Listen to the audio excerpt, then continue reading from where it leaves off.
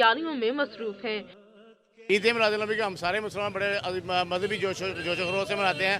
हम जरा स्पेशल सारी छुट्टी करके सारी कलेक्शन मार्केट से करने के लिए आए हैं। मिलाद नबी नज़दीक आ रही है, हम दुकान पे आए हैं। अभी सिर्फ हमने झंडे लिए हैं, घर को सजाना है। हम इसकी तैयारी के लिए आए हैं इधर सियालकोट से। हमें बहुत खुशी है, हम सब मुसलमान इसको एंजॉय करते हैं एक मजहबी दिन के तौर पर, और ये हम सब मुसलमानों के ईमान का दिन है। बाजारों, घरों और मसाजिद को सजाने के मुकाबलों की तैयारियां भी की जा रही हैं। परचम, बैजेस, सब्ज, कुमकुमे, झंडियां घर, गली, मोहल्ले हर जगह नजर आएंगे। मिठाइयां तकसीम करके भी इस खुशी के मौका को मनाया जाएगा।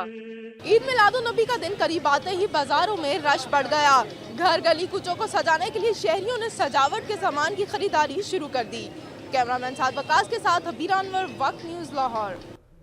झुकाओ नजरें, बिछाओ पलके, अदब का आला मकाम आया।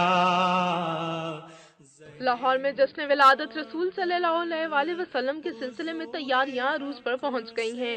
शहरी से भरपूर तरीके से मनाने के लिए तैयारियों में मसरूफ हैं। शहर के सैकड़ों मुकामात पर जश्न विलादत के लिए सब्ज परचमों, बैजेस, झंडियों और आराइशी सामान की फरोख्त के लिए खसूसी स्टॉल्स लगाए गए हैं। ये कौन सर से